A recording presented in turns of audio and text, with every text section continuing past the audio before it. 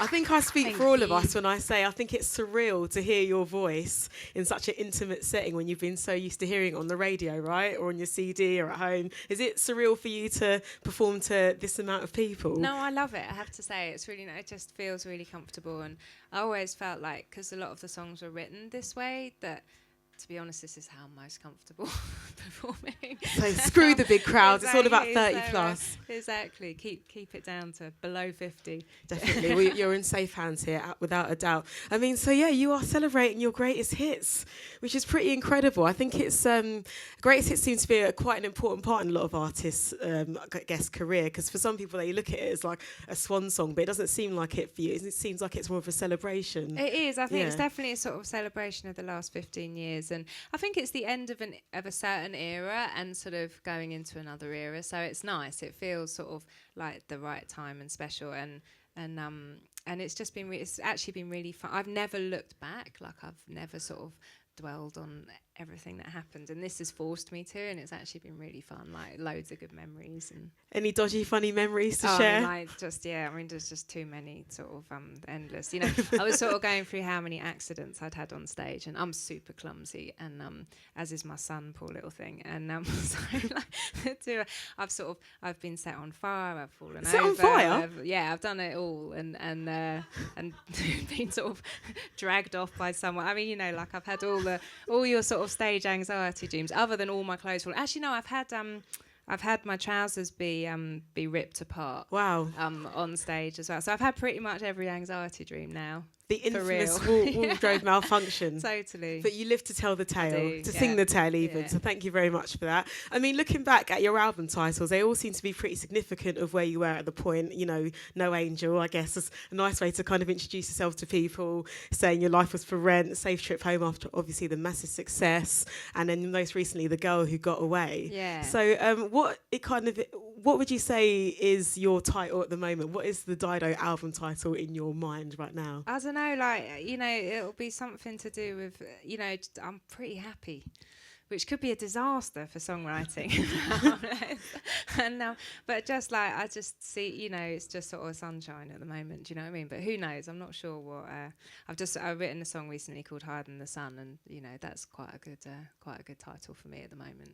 There's nothing wrong with being happy. Exactly. I think too many songs are often written out of heartbreak, so I guess it's nice to be inspired by something a bit more positive. I mean, getting this collection together, looking back, were there any of your massive hits that almost didn't make the initial albums they went on? Yeah, no, thanks to my lovely brother and Rollo, who's given me some of the best and worst advice of my life throughout it.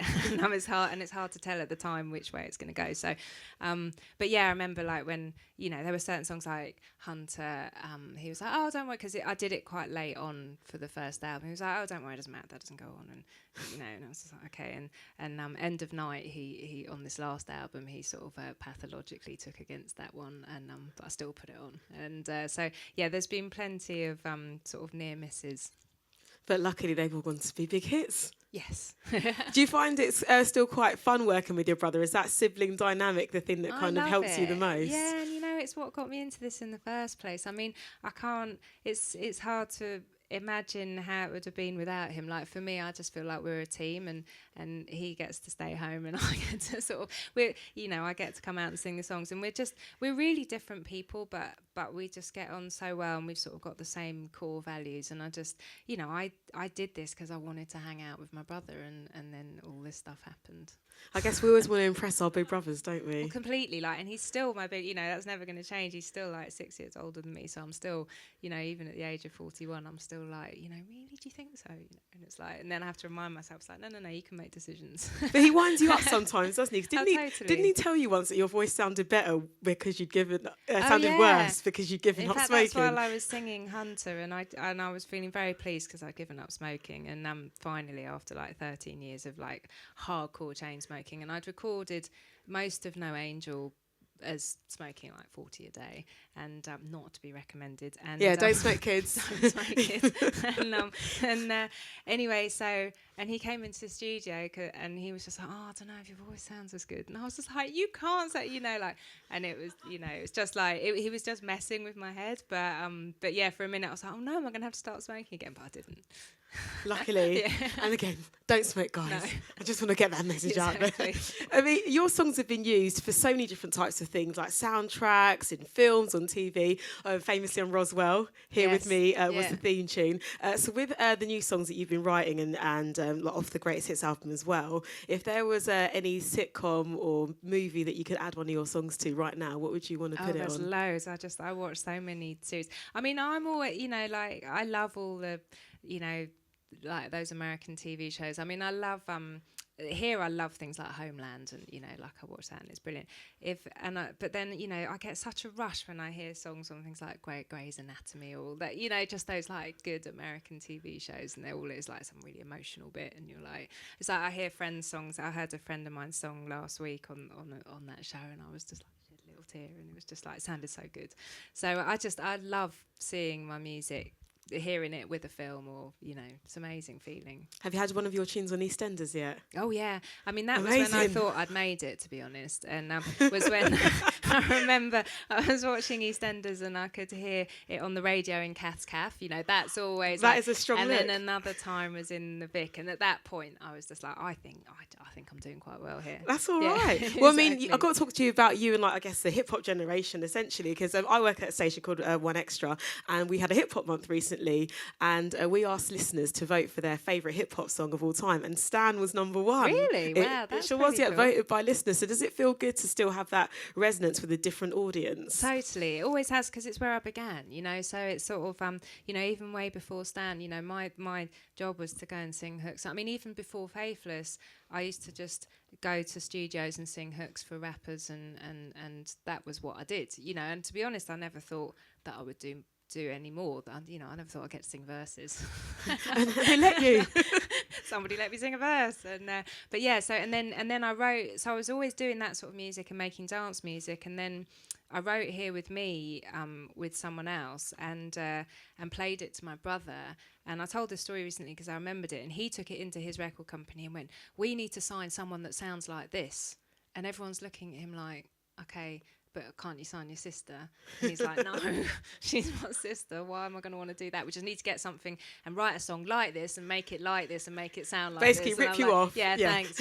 And anyway, in the end, they persuaded him to sign me. So then I sort of that then started a more sort of song-based career, but the start was more in sort of hip hop and dance. And you got Kendrick on your album I know. recently. That's amazing. How did that come about? Just I done this track and I just think he's great and big fan, and it was one of those, well, it's worth a try. Let's see if he's up for doing it. He'd be perfect, because I like that he's deep and he's got something to say, and I like the darkness of his voice, and all of that. He'd be perfect, and he came back with this amazing lines and just sounded great. It worked out all right. Yeah. Well, he's obviously still in the same camp as like Dre and your good mate Eminem, who I did see you perform with. I don't know if you guys went to Reading Festival this year, was but so fun. Yeah, you were a little surprise guest, because I think obviously you guys must follow Dido on her Instagram. I saw you tweet a picture of your wellies. Yes, exactly. So I'm excited to see a mate that was tonight. The only clue. Yeah, and everyone was like, she's going to turn up, and you did. So it was like a little bit surreal to still it was so perform surreal. that song. Yeah. Yeah, it was so surreal, because it was sort of, like they'd called like a week before, and it was like, okay, I'm not doing anything next weekend, and so I sort of, it was this sort of bizarre situation of sort of, like gave Stanley his dinner, got in the car, and then suddenly was like in front of, I don't even know how many people who were just, what an amazing crowd, like an amazing crowd. I have to say, I actually found it quite emotional, because I sort of walked out not knowing what to expect at all. We hadn't performed it for nearly 10 years, Gosh. and it, and it was so nice to see him as well. And then when the crowd response was like that, it was just like, wow, just so lovely. And then someone had the cheek to say at that wedding that it was an Eminem song. I know. Oh my gosh. But thank you very much for singing it tonight, because you actually did correct a lyric error. I didn't realise that you were saying "my tea's gone cold." Totally. I thought it was "my tea's gone cold." Did anybody else think that? No, it literally was just me. But that's nice. That's fine. Do you have a lot of lyric mishaps with your fans and songs? Do people usually get? Yeah, I don't know. I mean, like, not a huge amount, but I'm sure there are loads. It's like we all hear things wrong. I can't remember what all those famous ones are, but those, sort of Spandau Ballet lyrics that we all mishear. Do you know what I mean? But yeah, my tea's gone cold. But tears have gone cold's cool. That's true. true. They do start off a little bit warm. That is true. But do you know what? You are the songwriter and you are the singer. So I don't mind you rewriting it. It's fine. Let's stick with your version. Yeah, obviously we're in the festive season right now. Yes. And I did see on your Twitter that somebody asked you if you'd ever release a Christmas album. Yeah. Something tells me you're probably not going to do that. Probably not going to do that. But I was being polite when I said I thought it might be fun. I think, I only know one Christmas song and that's it. I don't even know it. I only know 2 lines of it. I'm rubbish at Christmas songs. Oh, really? Yeah. Because after I read that tweet, I was just thinking, what Christmas song would I like Dido to sing? And I could imagine you, for some bizarre reason, singing Last Christmas by Wham. Oh, that is a favourite. I have to say, yeah. I could definitely do that. I can kind of see. It'd be good to do it with George Michael. That would be like a sort of, dream come true moment. I like Absolutely. it. I've got to talk to you about the future and going forward, because you're 4 albums deep now, but I'm guessing you're thinking about album number 5 already. So what's the kind of thought and feeling behind it right now? Well, it's sort of, it's a bit sort of, it's going 2 ways and I've got to decide which way it's going, basically. That's sort of about as much as I can say. I've gone extreme one way and extreme another way, and I'm sort of caught in between. What, is it going to be like gangster rap inspired or what? But I'm certainly having fun doing it, and I don't know, it just feels like I'm really excited about next year. It's been really nice this year, just being out and about and just sort of connecting with people again, because I've sort of been away for quite a while, and I sort of love this sort of new world where we can pretty much write things and put them up and it's there. And I don't know, I'm actually really enjoying how instant things are at the moment. It's actually really exciting. I mean, you're pretty chilled on social networks, so I find you tweet what you need to tweet. You're not one of these people that tweets like, oh yeah, I'm just going down the shops. No, because I'm still got that sort of self-consciousness of surely this isn't interesting to anybody. Do you know what I mean? Yeah. Like that's still what goes through my head, and then I sort of forget that Twitter exists, and then I suddenly remember, and then sort of say something relatively stupid, and then sort of forget it exists again. That's what it's for, isn't it? Absolutely. Yeah. Are you kind of happy that Thankfully it wasn't? I haven't drunk and tweet yet. Yes, but we'll be looking out for those. Exactly. Absolutely. Are you kind of happy that maybe you weren't so much into Twitter when you were first coming up in the industry? Do you reckon? Yeah, I mean, although I think I would have quite enjoyed it then. I mean, I didn't have it then for the first 2 albums, and it was only just starting on the 3rd. So, but I don't know, I liked that there was a bit of a mystery. I mean, for a long time, everyone thought I was a Swedish band, and I was totally fine with that. It was just like, this is cool. and we're really shocked when I came out with a sort of English accent. So I liked the sort of element of mystery. It's like I don't need to know everything everyone's doing, but then I quite enjoy it as well. It's sort of. Do you like a little Twitter stalk? Yeah, well, not really. I don't stalk people, but it's quite nice to see what people are up to. It's funny. I like Instagram. I actually think people's pictures.